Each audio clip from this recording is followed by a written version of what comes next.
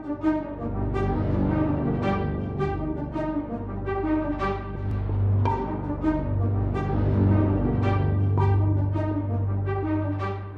grew up in LA, which meant there were no neighborhoods, nobody playing stickball out there. I grew up as the children of celebrities, which meant I was isolated, and I was an only child. And that boiled down to a lot of time hanging out in my room, playing with my G.I. Joes, making up stories. And I knew from a very, very early age I wanted to be a storyteller. There were stories that I wanted to see that nobody else was telling, and I thought, well, I will do it myself. Well, remember years ago when Y2K was coming out, and people were stocking up, and I went looking for something that would help me survive a zombie attack, and nobody had written that book. Right. You know, they were all off having a life. So I thought... Those idiots! No, I thought, I don't have that problem. Then came #1 New York Times bestseller, World War Z. Other graphic novels and zombie stories followed. And then...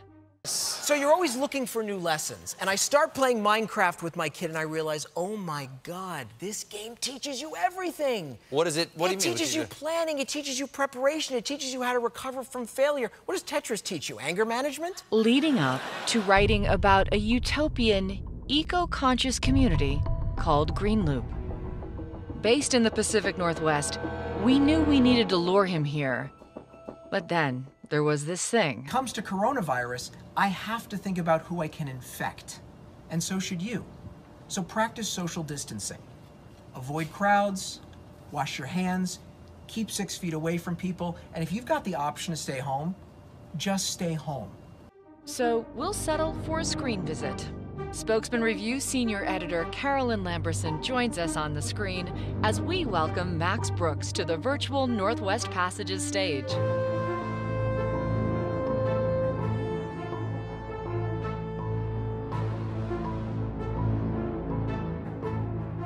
Hello, and welcome to this virtual gathering of the Northwest Passages Book Club. My name is Carolyn Lamberson, and I am senior editor here at the Spokesman-Review. Tonight, we welcome New York Times bestselling author Max Brooks, who is here to talk about his newest novel, Devolution, a first-hand account of the Rainier Sasquatch Massacre. Hello, Max. Hello, it is good to be with you virtually. Thank you for joining us tonight. You're in a cabin in the woods, it looks like there. I am vacationing in a cabin in the woods right now with my family, which is very apropos of what we're going through in Devolution. That's true.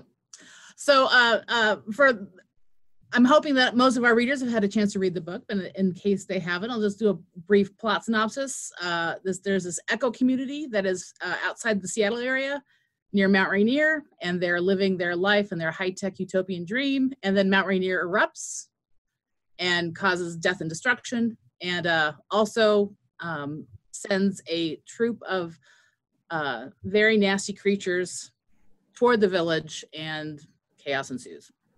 That's the basic premise. It's but it's also a very biting satire on kind of eco-culture and government, and there's all kinds of things that are really happening in this book that make it really interesting. And so my first question for you, Max, is what do you have against Washington State that you would take our pretty mountain and blow it up and cause death and destruction and then send a horde of marauding, murderous Sasquatches in to eat people? What I have against Washington State is exactly what I have against all of North America, which is our cities here, our civilization, our new transplanted Europeanized civilization that we have here is very, very, very new. And this is the same answer that I gave the United States government at what was called a rehearsal of concept drill, a rock drill for hurricanes. Which is North America is the most vulnerable place on this planet. Number one, because we have the most extreme weather, but also because our cities are new. Most cities around the world are time tested. They are thousands of years old. So they've been there long enough to understand where they should be in relation to large events that may happen every 500 years. You know, every other place in the world, you build a city and the camels come in with the spices and everything's wonderful. And then boom, there's a massive drought or there's an earthquake or a volcano and people say, you know what, let's not rebuild here. Let's build someplace else. North America, you know, these ignorant Europeans came stumbling off their ships and said, oh, wow. Look, here's a bowl that's below sea level. Let's build a city and called it New Orleans. What could go wrong? Oh, here's a peninsula that shakes every now and then. Let's call it San Francisco. Oh, look, here's a bay that's ringed by volcanoes. Let's build a massive industrial city. What could possibly go wrong? And make it a tech and make it the tech hub of the world, other than maybe Silicon Valley, which could also fall into the sea. So these are the issues I have with North America, is that we are little teeny fleas on a very temperamental dog that is our continent. And and if that's not bad enough, we are dismantling all the emergency management systems that we've had in place to predict and prepare and react. And that's one of the things that I noticed when I was reading the book this summer during the pandemic, was just how sometimes jarring it was, and how prescient it seems to be about this moment right now. There's a line where I think Frank says, the whole country rests on a system that sacrifices resilience for comfort. Yes. And I read that, I actually stopped the audiobook, and I was like, that's people hoarding toilet paper. That's battles over whether to wear masks or not when you're out in public. Yeah. That is, that's dismantling the post office potentially before an election. Yeah. There's all kinds of things that are happening right now that kind of bubble through in your book a little bit. So I was kind of wondering, what kinds of things were you thinking about, these bigger picture things, when you wrote this book? I've spent a career writing about what could possibly go wrong. And one of the great turning points in a negative way for this country, ironically on the surface, looked like one of the greatest moments, which was the end of the Cold War. Mm-hmm.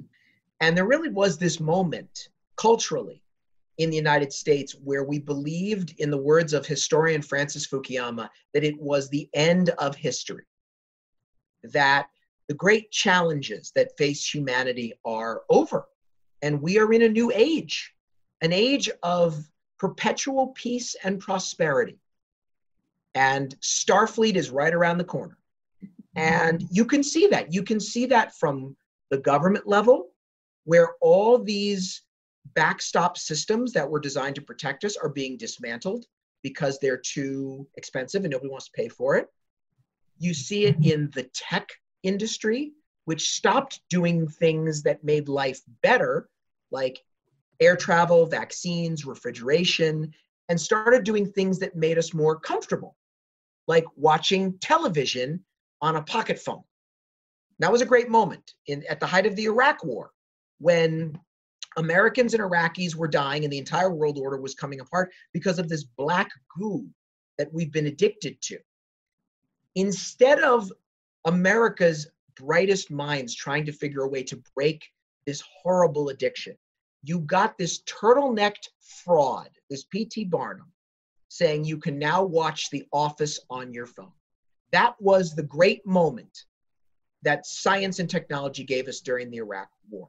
So government, the tech sector, and also individual parents. Millennials get a bad rap. Everybody says that they're feckless, they're useless, they're arrogant, and at the same time incredibly fragile. Well, that's not their fault, because they were raised in the 90s to succeed in the 90s. They were raised by parents who believed, either consciously or subconsciously, that it was the end of history, that we were in this wonderful new place, and my kid is not going to have to fight and struggle and adapt to these great challenges because the challenges are gone. Right. So all these forces coming together, and look where we are now. So I was wondering if those things that we were just talking about, the big questions that you were talking about and thinking about in regards to American history, we wondered, and Ellen, one of our viewers, wondered if that is some of the work that you do through the Modern War Institute, which is, of course, on your T-shirt this evening. Yes. Talk a little bit about that. Yes, I do. I do two. You still hear me, right? Yep. Okay. I'm part of two think tanks. One is the Atlantic Council's Brent Scowcroft Center for Strategy and Security, and the other one is the Modern War Institute at West Point. What I do, because I'm not in the military, so I don't write about deep in the weeds military issues. I've got plenty of active duty and retired soldiers who can write about that. What I write about and what I lecture about is problems that will become military problems if we don't address them. Okay.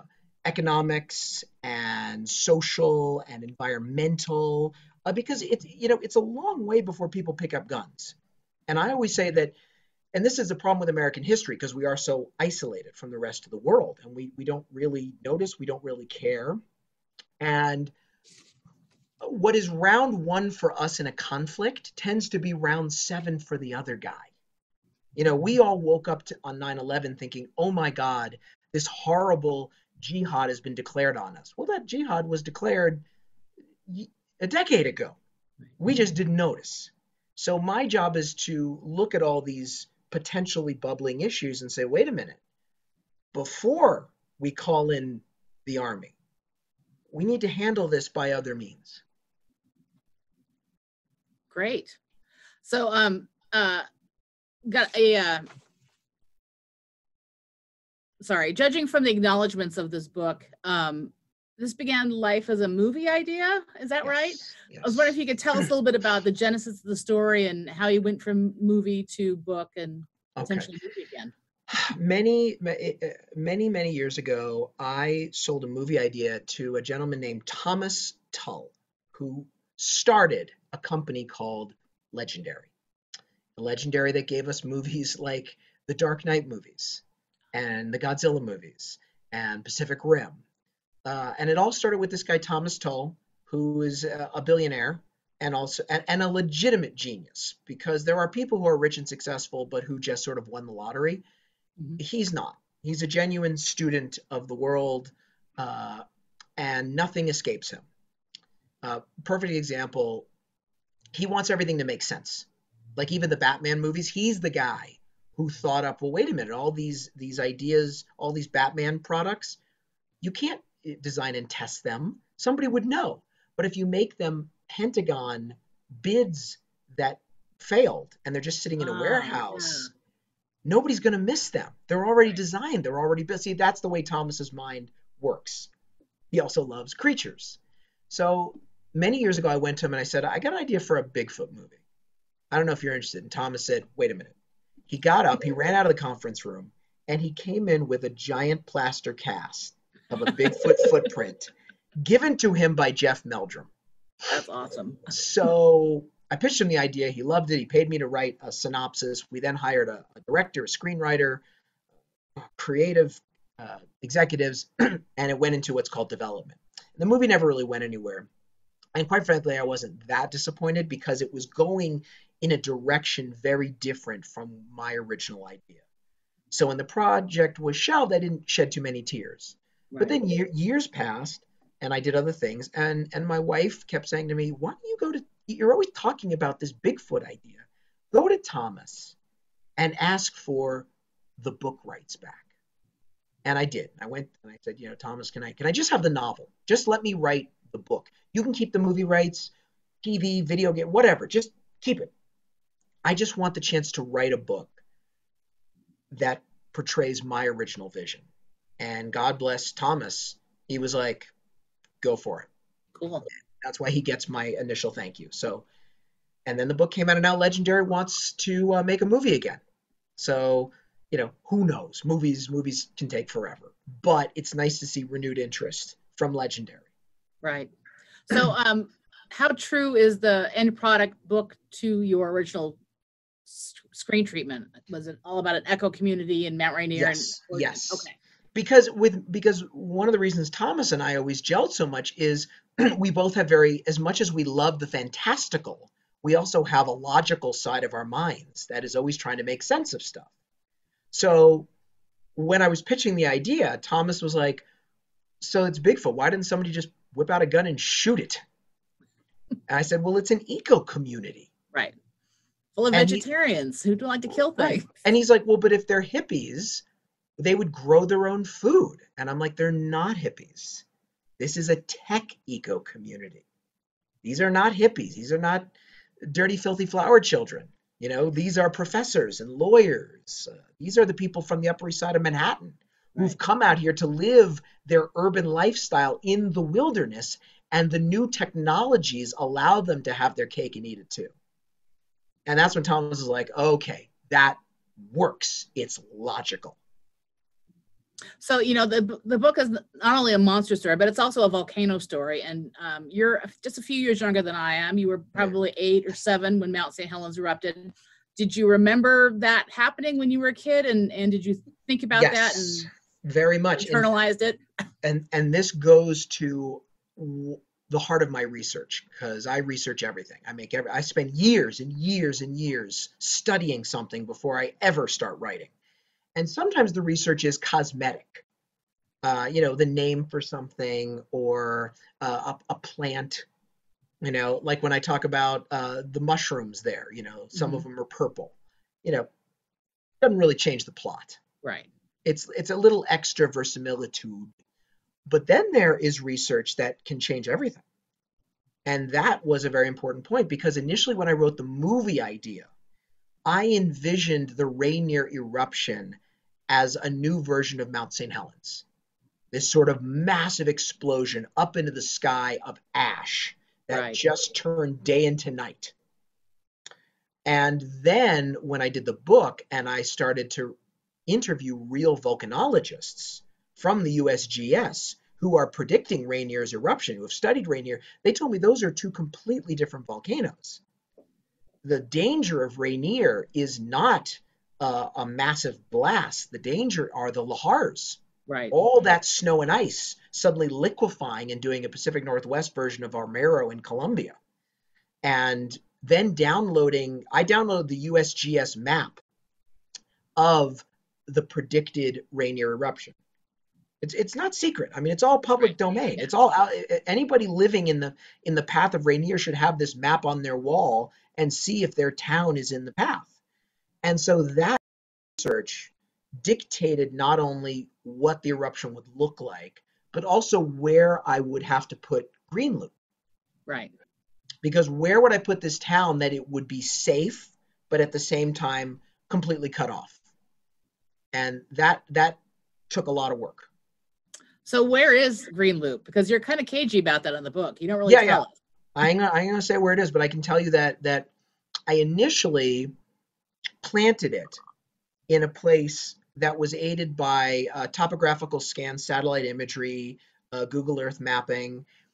But then I actually had to go, because one of the most important plot points is when Rainier erupts, our little eco village is completely safe, but it is cut off in one direction and they can't walk out in the other direction because they're wedged in between the lahars and the mountains.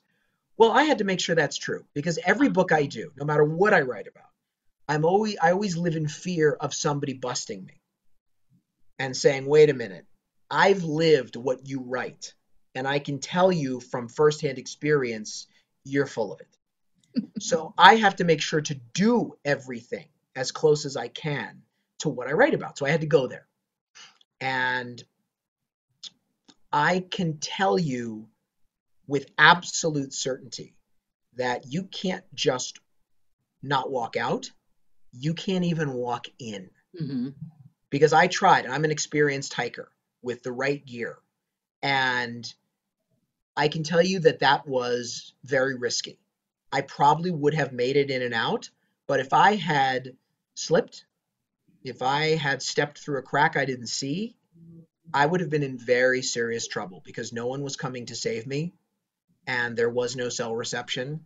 And what looked like a road on the map, I could not drive in, because God knows how many decades old it was. There were trees growing through it. It was actually cracked right down the middle. Then I went to the ranger station to ask about a better road, a second one, and they're like, oh, no, you were on the good road.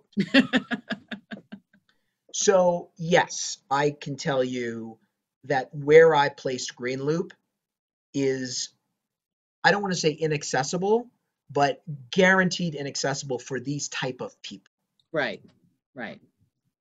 So, what made you want to like write a book set in Washington? Was there, you said you've spent some time in the Northwest. What appeals to you about the region up here? I've always loved it. I've been vacationing there for years, which is and another point of my research is I've been going up in the summers. I either went up in the summer or I went up in the dead of winter, Right. but mostly in the summer. And it's beautiful. I'm like, oh my God, why doesn't everybody live here? And my friends who live up there have always told me, no, no, no, no. The weather turns, and it doesn't just turn like it does back east, where you get about a month of the weather slowly turning. Right. No, they say one morning you will wake up and you'll be living in a different country. Yeah. And I thought they were crazy. I thought they were, hyperbolizing. But sure enough, when I went to go research Green Loop, the day I got there, beautiful. Like I remembered it. And I went and I drove to my little motel and I went to sleep and I woke up and I walked out and I was like, oh my God. That icy fog that I described in the book, that was me, and it happened overnight. Mm-hmm. So it's always been a mystical, magical, mysterious place for me, but also, to be realistic, because all my books have to be, it is the place that presents the most logical environment for a Sasquatch species to exist. Because I will say I do not believe in Sasquatch, or I won't until I see physical evidence. Right. However, over the course of my research, I discovered that there is no scientific or ecological reason that a family or a species of great apes could not exist in that environment. Right. Yeah, it's I liked how you kind of created the characters of the Sasquatches, and we got to know them a little bit based on how you describe them. But I was also really intrigued by your narrator, who's a young woman who is an accountant, Yeah. And does not at all seem like somebody who would, do well against a marauding band of Sasquatches. Where did Kate come from? What was her inspiration? Who did you draw inspiration from for her? I know so many Kates. God, I'm at a point in my life where, because initially when I wrote the movie idea, the character of Dan was much more interesting to me. This sort of feckless, spoiled man-child who suddenly had to grow up. Right. But 10 years later, the character of Kate's more interesting because I started to know a lot more Kates. Because I already knew a ton of Dans. But it was only later that I started to get to know their wives and realized, why are you sticking with this guy? You can do so much better. What is it? And the psychology of these meek mice who can become lions when push comes to shove has always fascinated me because I've known them. I've met them. I think about my mom, a kid from the Bronx, who by rights should never have risen as far as she did, and all on her own. And I've gotten old enough to discover that sometimes crisis can make you discover more about you than you thought. People you never thought would rise to the occasion can suddenly grow into themselves. And that's where that phrase, adversity introduces us to ourselves, I think it is very timeless. Because throughout history, there are people where you say, what, that guy, that girl? They're the hero. Just by the same token, you think, well, that guy's got to be the hero, and then they just crumble. So yeah, I have a lot of human, as the military says, human intelligence about the personality type that is Kate. Okay. Yeah, I mean, between her and Mostar, I think that they're two really compelling and strong-willed, interesting female characters. And I don't think that kind of adventure stories get a lot of credit for being kind of girl-centric. But you've got a lot of strong women in this book, kind of peppered throughout. The men are kind of all adults. To be honest. For me, that's not a big deal. I never understood this. Whenever I hear about we need more strong women, we need strong women. I'm like, well, I grew up in a house with a strong woman. Literally, the house I grew up in was bought by my mother, not my father. Right. When my mother met my father, he didn't have a pot to piss in. Now, I was also lucky enough to have an awesome dad who was a real man and wasn't threatened by that. Right. And he's the first one to talk about that, about when they met, and he was a has-been, and she was at the top of her game, and she would have to slip him money under the table so he could pretend that he paid the waiters at restaurants. And he talks about one time he overtipped and she smacked him and said, "That's my money." I can totally see her doing that. Yeah. So for me, being around a strong woman is as natural as anything else, because they had a genuine partnership. Right. She would work, then he would work. Right. And depending on how their careers were going, they would take over. And that to me seems extremely normal. Right. So let's talk a little bit about movies. Brenda wanted to know if there are plans to make this book into a movie. You kind of touched on that a little bit with Legendary, but who would you cast? Who would be some of the actors that you would see in these roles? You know, I mean, you had Brad Pitt in your first movie, so you know. Well, I didn't cast him; he cast himself. Although, and I'm sorry if you hated the World War Z movie and you don't like Brad Pitt, but I think he's a great actor because. I loved him in 12 Monkeys. Yeah, that's a great movie. Oh, I watched that movie. I started watching it again recently, and I'm like, God damn, he's good. Because there are pretty boys, and that's all they are. Right. But not him. Yeah. But as far as this one, there's so many great choices, and you saw in the audiobook who we got. Right. I mean, what'd be wrong about taking that audiobook cast and just putting a camera on him? As a fan of Nathan Fillion, that would make me really happy. So, you know, Nathan, and this is what I've learned also growing up in show business and seeing how our business tends to pigeonhole people because there's so much more to them. Right. You know, Nathan is a great comedian. He's so funny, and when he's light and charming, there's nobody else you want to watch, but there's a depth to him. Mm-hmm. And a seriousness and a sadness that Hollywood doesn't seem to want. But I saw it, and that's why I asked him to read a role in World War Z. And he was so heartbreaking. And when this audiobook came around, I was like, Nathan, would you? And he thank God agreed. Right. And he's heartbreaking in this again. Yeah, he is. Nathan Fillion can play a tortured soul. Yeah. Yeah, and Judy Greer was fab, and everyone was just fantastic in it. And I love that you were able to get Kai Ryssdal and Terry Gross to play themselves. That was a fun little treat. Oh yeah, well, I've always loved that stuff, and I've always now sometimes I will admit when I cast my audiobooks, I cheat, because in my last book was Minecraft: The Island. Oh right. And I got Jack Black. Well, I went to high school with Jack. Cool. But I also know from experience from being on stage with him in high school dramas that Jack Black, and I'm not making this up, is one of the greatest actors since Marlon Brando. And I knew that from my mom, sitting next to my mom watching him on stage, and my mom saying, watch him. He's got it. Now, Hollywood has cast him as sort of the funny, doofy guy. But I knew there was more. And I said, Jack, would you read this audiobook? Because then you can really show it. And he knocked it out. That's great. That's cool. So Tom wants to know if you've ever planned on doing a collaboration movie with your dad, and does he ever give you advice on your books? Does he read them before everyone else does? No and no and no. No and no and no. No and no and no. No, no. Because we're completely different animals. Mm-hmm. You know, I've always wanted to work with him. He's my dad. Who doesn't want to work with their family members? I love my dad. I've always wanted to work with him. The problem is we're so different in so many different ways.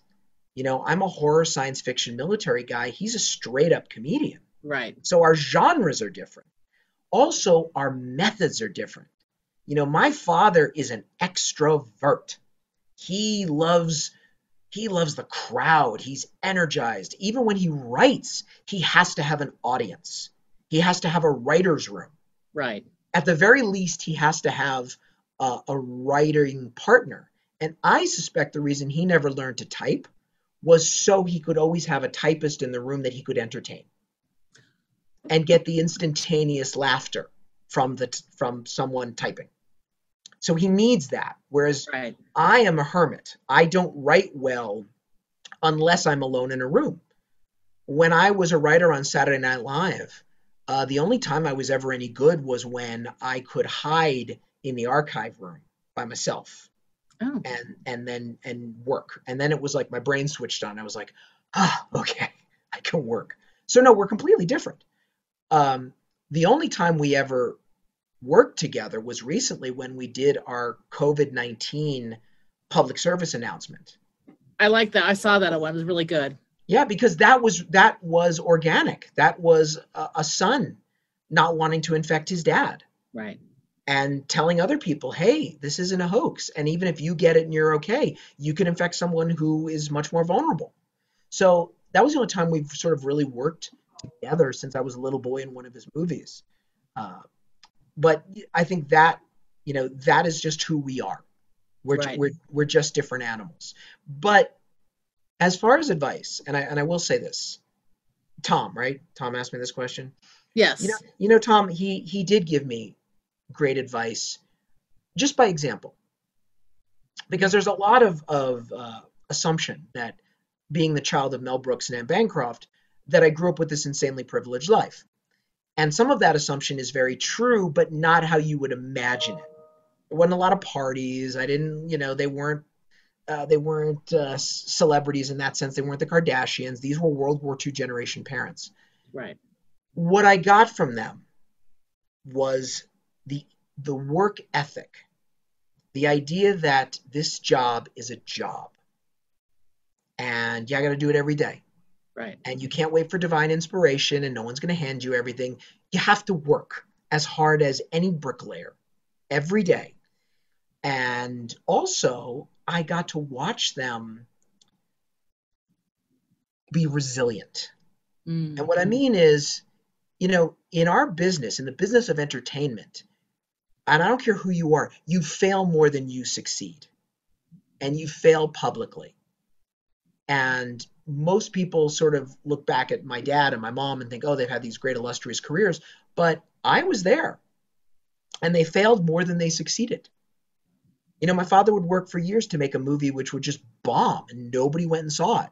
Or he would try to get other movies made and be rejected. Same thing with my mother. My mother, as many parts as she did, she lost 10 parts to other actresses for every part that she got. And watching them having to deal with the humiliation and the frustration and having to pick themselves back up and keep going was the greatest lesson anybody could ever learn from, and I think is now more important than ever, because now as our economy is shifting to a gig economy, now everybody is living like my parents, where you're basically unemployed once every year, and you got to keep, or every couple of months, you got to keep hustling. So I'm very grateful to have that kind of strength and endurance modeled in my mom and dad. Right. So speaking of work ethic, what are you working on now? I realize you're on vacation, but are you? I'm never on vacation. I can't talk about the next book that I'm doing just because I don't want to reveal too much. There will be actually a reveal coming very soon, probably sooner than I would like, but it is coming. But between that and between the work that I have to do with the Modern War Institute and with Brent Scowcroft Center, there's always a lot. There's always just a lot that you have to do. And also, when you're a writer, there's no excuse not to work. Right. I feel for actors, because actors need to be hired. And so actors sort of have to sit around. If you're not, you can do stage, but even then, my wife's a playwright. There ain't that many stages out there. Right. When you're a writer, you're always feeling like I could be doing more, no matter what I'm doing. Is there a genre you've thought about maybe dipping your toe in that you're not necessarily known for? It's funny. For me, it all depends on the story. Okay. The story will not just determine the genre, but it will also determine the format. Because when I did something like Zombie Survival Guide, my very first book, it had to be a guidebook. Just made sense. It Right. literally was a how-to book, so I wrote it as a how-to book. World War Z, I was wondering, how am I going to tell this big story? Because most zombie stories are little, which always used to frustrate me. Like, you've got this giant global pandemic of zombies, and you're always talking about like 7 people. Yeah. What about the big picture? Right. And for me, I was lucky enough to listen. It's hard for me to read because I'm very dyslexic, so I have to listen to audiobooks. Okay. And when I was a kid, my mother gave me the audiobook of Studs Terkel's The Good War, Mm. an oral history of World War II. And so I reached back and thought, that's how I'm going to tell the big picture of the zombie plague. Likewise, when it came time to tell the story of the Harlem Hellfighters, the true story, World War I, a unit of African-American soldiers were set up to fail by their own government and ended up coming home as one of the most decorated units in the entire U.S. Army. How do you tell that story? Well, if I did it as a straight-up novel, it would be read by old white guys who watch the military channel and already know that story. But as a graphic novel, as a Right. comic book, not only will I be reaching a younger audience, but also as a visual format, we will never be able to forget what skin color these guys are. Every page we see them, we are reminded of their race because these guys were always reminded. They were never allowed to forget. Because if you write it as a novel, every now and then you can kind of forget. But in pictures, you remember, wow, these guys don't look like the other people around them. Right. Because they were never allowed to forget. It's pretty, I love, since the Dark Knight graphic novel came out, 25 years ago, that genre has been just between Watchmen and Mouse and all these other really powerful graphic novels. Yeah. The John Lewis one that told his story in graphic novel form. Yeah. It's a really interesting way of getting a new audience with a lot of these stories. I'm glad to see that you're doing it. Do you like doing that? Do you like doing those kinds of things? Well, it's exciting, but it's also, in some ways, it's harder. Certainly for a you don't have so many words, first of all. Well, yeah, you've got to be more economical with your words, but also when you're writing a novel, you can put as much or as little description in every section as you think is important to the story. If a character walks into a room, this room behind me, if I'm writing it in a novel and this is not important, I don't have to describe this room behind me. Right. Who cares? But if it's in a graphic novel and I want that graphic novel to be accurate, particularly if it's historical, then I have to make sure that the artist gets everything right. So when writing Harlem Hellfighters, I had 2 jobs. I was the writer, but I was also the research assistant for my artist. I had to make sure that he got the uniforms, the weapons, the hair, the fashion, the civilian fashion, the machinery, the automobiles, the architecture. Everything had to be historically accurate. You can't screw that up. And I didn't want the artist wasting any time. He had a big enough job because the artist is the rock star of the story. So right. I had to make sure that I sent him photographs, paintings, just here's what it looked like in 1917. So it was a tremendous amount of extra homework for me, but it had to be done. Right. So a question from Robert, who says, my gateway to Bigfoot lore was the Legend of Boggy Creek. Did you see that as a kid as well? Personally, mine was that episode of the $6 Million Man. So. Oh my God, Boggy Creek. God, I was like 6 or 7 years old watching it with my friend Brennan Spiegel, who is now like head of gastroenterology at Cedars-Sinai Hospital. We watched it, and we remember when the guy says, I was 10 years old when I heard the scream. It scared me then, and it scares me now. I'm like, well, yeah, we're scared right now. But that wasn't the primary one for me. Okay. For me, the primary, there was the Holy Trinity. There was Snow Beast, Bo Svenson, and Yvette Vimo, which was basically like Jaws. It was like Yeti goes to Aspen. It's all enough said. Then there was one called Sasquatch, The Legend of Bigfoot, and that was a big. We're the same age. We saw those commercials on television. Yeah. I was so scared of it. I didn't see it till I was a teenager because the commercials were so damn scary. Then there was, for me, the number one was the Mysterious Monsters, Bigfoot, Mysterious Monsters. It was like an In Search of docudrama Okay. narrated by Peter Graves, and he went I through remember it. that one. You Yeah, remember this? I do. You know, I'm a little kid and I'm watching this tall Gentile with white hair, and he's serious and he's deadpan. And you believe him. And he went through it. Exhibit A, the footprints. You know, Exhibit C, the still photographs. I think it was like Pee-wee's Big Adventure. Exhibit Q, the visions of a psychic detective. I didn't know. I didn't know that when Peter Graves shows up to interview Peter Herkos, the psychic detective, and he says, I've brought something in this case. He brought him like a plaster cast, and he's like, can you psychometrize what's in this? And Peter Herkos goes, I will try. Do you want me to draw it? Here, and I happen to have a giant sheet of paper. Oh, that's convenient. Half man, half animal. Live in cave. You're a little kid, you're like, oh, it must be real. So these are the things I grew up on. Right. So we've got Claire from Aunties who wants to know what you're reading now.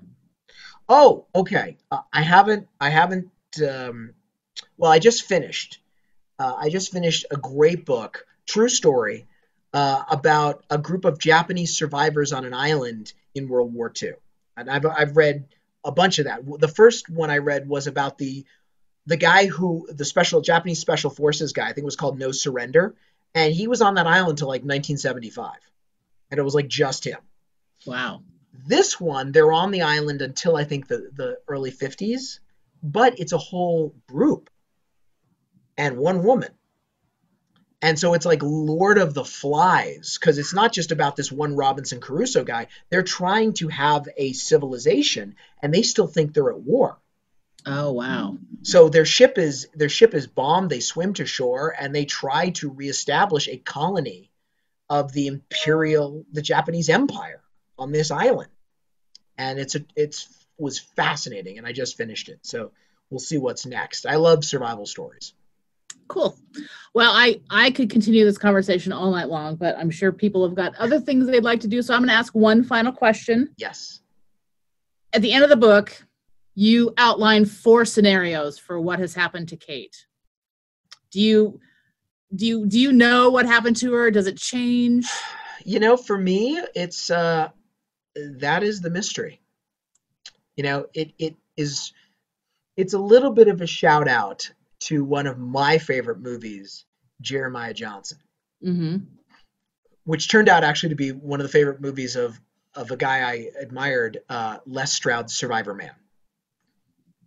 And he gave me a blurb in the book, and when we finally met face to face or mask to mask, we were talking about Jeremiah Johnson. Oh, wow.